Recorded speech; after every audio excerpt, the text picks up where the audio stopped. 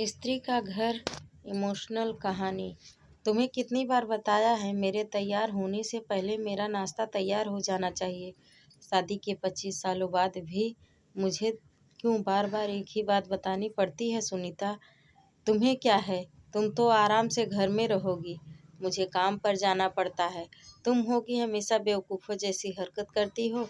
अगर तुम यह जानबूझकर करती हो तो याद रखना, मुझसे बुरा कोई नहीं। पंकज का पारा चढ़ा हुआ था। इन कटु शब्दों में अपना गुस्सा उतारते हुए गीला तौलिया कुर्सी पर फेंकते हुए पंकज गुस्से से सुनीता की तरफ देखने लगा। सुनीता के लिए पंकज का यह बेवजह का गुस्सा कोई नई बात नहीं थी। वह महीने में 3-4 बार ऐसे ही सुनीता पर बरस पड़ता था। पहले पहले सुनीता इसका विरोध किया करती थी, लेकिन जब कई सालों तक पंकज में कोई बदलाव नहीं दिखा तो सुनीता ने खुद को बदल दिया। अब पंकज के लिए कुछ भी कहने से सुनीता को कोई फर्क नहीं पड़ता। पंकज की हर बात को चुपचाप सिर झुकाकर सुन लेती थी। शादी के पहले 5 साल तक सुनीता ने पूरी कोशिश की थी कि पंकज को बदला जाए, लेकिन फालतू का गुस्सा करना, बाद में सुनीता को भला बुरा कहना, यह मानो जैसे उसकी आदत बन गई थी। कोई भी वाद विवाद होता तो पंकज सुनीता से बोल देता, अगर तुम्हें मैं अच्छा नहीं लगता तो क्यों नहीं चली जाती अपने मायके, क्यों रहती हो मेरे साथ? इतना सब कुछ होने के बावजूद भी सुनीता पंकज के साथ रहती थी, क्योंकि उसे अपनी बेटी की फिक्र थी। और वह जाती भी तो कहाँ जाती, अपने बूढ़े माँ बाप को परेशान नहीं करना चाहती थी। समाज में लोग क्या कहेंगे, यह भी तो देखना होता है। वह इतनी पढ़ी लिखी भी नहीं थी कि अपनी और अपनी बेटी का भरण पोषण कर सकती। सुनीता को अब अपनी फिक्र नहीं थी, उसको फिक्र थी तो बस अपनी बेटी की, जो अब शादी के लायक हो चुकी थी। सुनीता नहीं चाहती थी कि पति पत्नी के झगड़े की वजह से नैना डिस्टर्ब हो। नैना की पढ़ाई पूरी हो चुकी थी, उसके लिए अब शादी के रिश्ते आने लगे थे। कई रिश्तों को नैना ठुकरा चुकी थी। 2-3 महीने बाद एक अच्छा रिश्ता आया। रिश्तेदारों और पहचान के लोगों ने भी लड़के की बहुत गुणगान किए थे। पंकज एक शाम अपनी बेटी के पास बैठकर उसे समझाने लगा, नैना बहुत अच्छा लड़का है, पढ़ा लिखा है, बड़ा घर है, बहुत अच्छी नौकरी है। ऐसे रिश्ते बार बार नहीं आते बेटा, इस बार मना मत करना। नैना अपने पिता से ज़्यादा बात नहीं करती थी, शायद डरती थी या शायद उससे नफरत करती थी। लेकिन आज वो अपनी पूरी हिम्मत इकट्ठा करके बोली, मुझे अभी शादी नहीं करना है पापा, मैं नौकरी करना चाहती हूँ, खुद अपने पैरों पर खड़ी होना चाहती हूँ। हाँ तो मैं इसमें क्या बड़ी बात है, मैंने लड़के से बात की है, वह तुम्हें किसी बात के लिए रोकेगा नहीं। तुम शादी के बाद भी नौकरी कर सकती हो, वह तुम्हें नौकरी के लिए परमिशन देगा। पंकज बोला, मेरा नौकरी करना या ना करना उसकी परमिशन पर क्यों डिपेंड रहेगा पापा?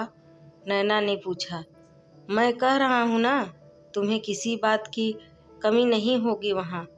ऐसे रिश्ते बार बार नहीं आते, इसे ठुकरा मत, बहुत खुश रहोगी वहाँ।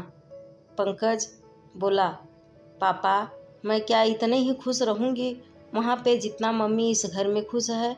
नैना ने तंज कसते हुए कहा। आज तुम्हारी जुबान कुछ ज़्यादा नहीं चल रही है? पंकज गुस्से से आंखें बड़ी करते हुए बोला, पापा मुझे शादी ही नहीं करनी है, क्योंकि शादी के बाद अगर वह लड़का आपके जैसा निकला तो मैं क्या करूँगी? मुझे आपके जैसा जीवन साथी नहीं चाहिए, जो बिना बात के मुझ पर चिल्लाए।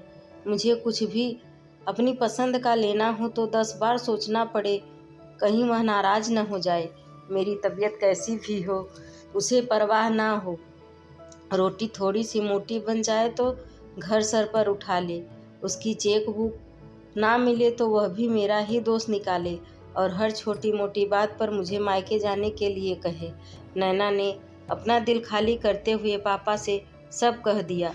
पंकज का गुस्सा 7वें आसमान पर था, लेकिन उसके मुंह से कुछ भी नहीं निकल रहा था। वो नैना की बातें सुन रहा था। नैना उतना ही बोलकर चुप नहीं हुई। आज पहली बार वह अपने पापा के सामने इतना कुछ बोल रही थी। पापा, आपने माँ के साथ हमेशा गलत व्यवहार किया। आप अपने ऑफिस का गुस्सा बिना सोचे समझे माँ पर उतार देते हैं। कभी इस बात की परवाह भी नहीं करते कि उन्हें कैसा लगता होगा। आपकी बातें सुनकर माँ ने अपना स्वाभिमान खो दिया। पंकज आज पहली बार अपने किए बर्ताव को महसूस कर पा रहा था। वो इतना ही बोल पाया, जो तुम्हारा मन है वो करो। मैं तो इतना बुरा हूँ ना?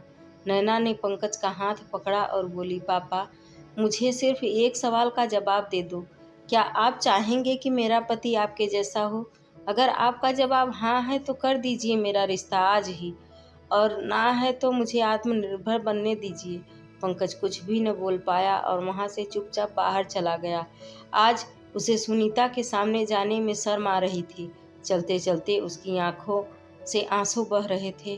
पंकज ने आज से पहले अपने आप को बदलने का निश्चय किया।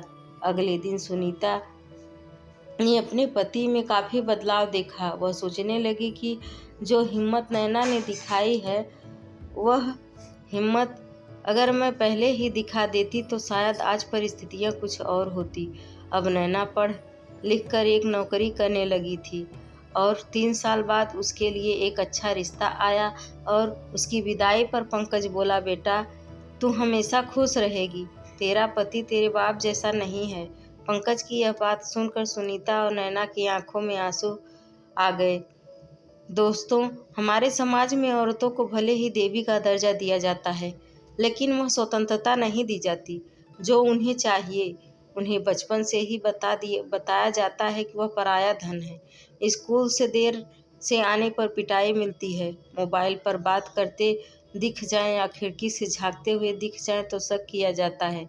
माँ बाप का घर तुम्हारा नहीं है, पति का घर ही तुम्हारा है। यह जीवन भर उन्हें बता बता कर उन्हें ससुराल भेज दिया जाता है और किसी एक दिन छोटे मोटे झगड़े में ससुराल वालों से यह सुनने को मिलता है कि यह पराये घर की है, इसको मेरे घर को अपना नहीं मानती और क्यों नहीं चली जाती अपने घर, हमारा घर छोड़कर अपने मायके चली जाओ, यही सुनने को मिलता है। यह कहानी आपको कैसी लगी अपनी राय कमेंट बॉक्स में ज़रूर लिखें।